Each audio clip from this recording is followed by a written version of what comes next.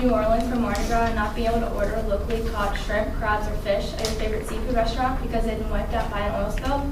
There are 33 deep oil platforms in the Gulf of Mexico. This disaster could have happened to any one of these. Not one has a viable emergency oil cleanup plan in place. BP's oil spill in the Gulf of Mexico reflects the need to review current oil drilling policies and technologies available to prevent or minimize impact on the ecology of the area. First, I will establish that BP lacked a contingency plan to address a severe oil spill in the Gulf region. Second, I will show that any oil company who is performing in deep sea oil drilling should be required to have a detailed contingency plan to deal with any drilling accidents. And finally, that the oil plan should be reviewed thoroughly to ensure that not only it's effective but also practical. In April 2010, an explosion occurred on the BP oil rig Deepwater Horizon, located off the coast of Louisiana. The oil rig eventually completely broke apart, causing it to sink into the Gulf. As a result, oil began to directly flow into the ocean. By the end of April, oil was still flowing into the Gulf at a rate of 25,000 barrels of oil a day. Initially, BP tried various measures in order to put a stop to the spill. However, there was no emergency response plan in place. Oil companies were unwilling to pay for a plan that they felt was unnecessary. Deepwater wells, such as the Deepwater Horizon one, are intended to drill in the water for oil, going towards depths of 5,000 feet, which is almost a mile below the ground.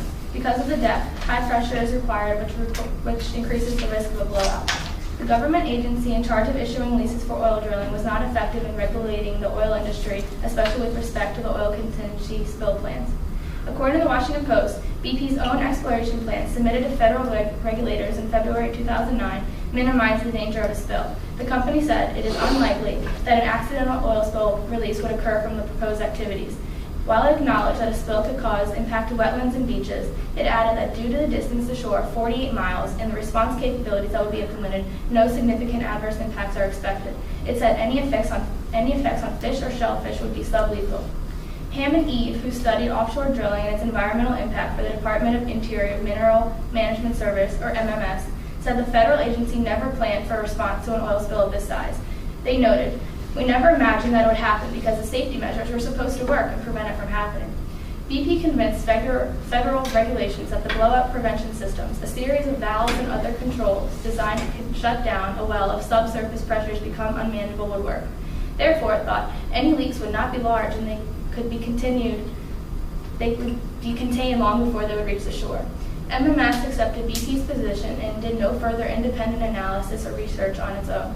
They did not regularly test the system and essentially lied to the U.S. government.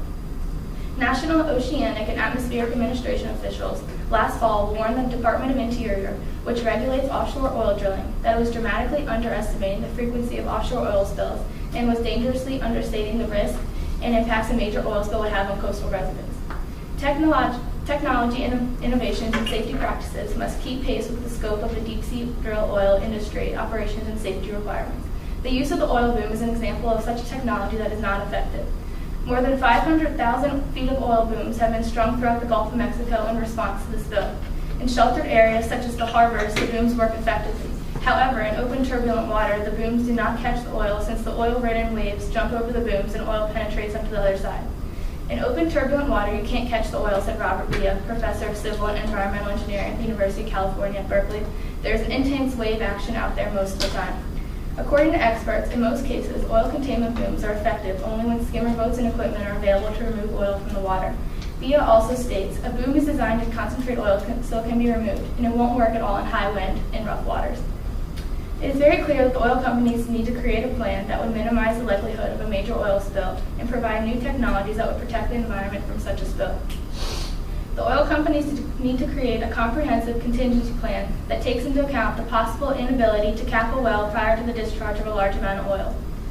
The oil industry is comprised of several large companies, perhaps a consortium of oil companies representing the overall oil industry. They could be assembled to review the entire deep-sea drilling process, including an in-depth review of the deepwater drilling platform structures, as well as any safety features that need to be put into place. The government agency in charge of monitoring oil, the Bureau of Ocean Energy Management, Regulation, and Enforcement, which replaced MMS, should make sure that the oil companies have a plan in place, test the effectiveness of any devices intended to contain the oil in case of a spill, and do periodic, unannounced inspections of the oil rigs, platforms, and wells. This agency needs to ensure that government inspectors have the needed background knowledge and experience to recognize potential hazardous conditions. According to William J. Broad of the New York Times, one possible lesson of the disaster is the importance of improving blow-up preventers, which are devices that are atop the wells that cut off gushing oil in case of emergency. Even before the disaster, the operators of many Gulf rigs had switched to a more advanced preventer, strengthening this last line of defense. Safety of oil rig workers also needs to be addressed. Last year, MMS published its review of deaths and accidents occurring on oil rigs between 2001 and 2007. It stated that 41 workers died and 302 were injured during that 6-year period. Most workers killed or injured were as a result of human error, including a lack of communication between the operator and contractors, a lack of written procedures, and a failure to enforce existing procedures.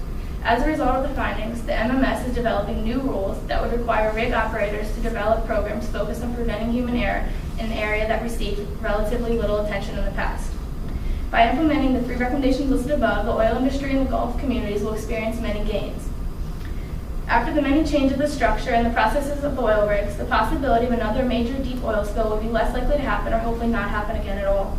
As a result, ocean and coastal ecosystems will not be impacted by oil pollution, fishing and recreation industries will continue to flourish, and deep-sea oil rig employees will gain from increased safety and operational procedures. Despite the many positives, the oil industry may feel that the added cost for improved rig operation and safety cannot be recovered in the price of the oil.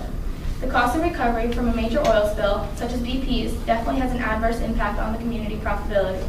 Also, the cost of reversing public opinion as a result of a major oil spill is quite expensive. The emphasis on improved deep-sea oil rig safety and operation improvements would stimulate new companies and products which result in companies such as BP that have been involved in problems that could potentially be taken out of business. As I've already discussed, the lack of any regulation or enforcement of the deep-sea oil drilling practice led to a 90-day period turning a once beautiful, pristine Gulf Coast community into an economic and environmental problem. In conclusion, both the government agencies and the oil industry were naive about the possibility of a major oil spill in the Gulf region and its ecological impact. The April 2010 BP oil spill presented a warning to the Gulf and other offshore exploration regions. As a result of BP's non-existent contingency plan, the tragic oil spill made it aware that the oil industry needed to create effective plans that could lessen to diminish the effects of a major oil spill. Being able to order good, safe seafood can only continue to happen if the problems associated with the deep-sea oil drilling are carefully analyzed and effective policies are implemented, or else we will not be ordering a fish fillet sandwich, but instead we'll be gagging on BP oil-soaked oysters.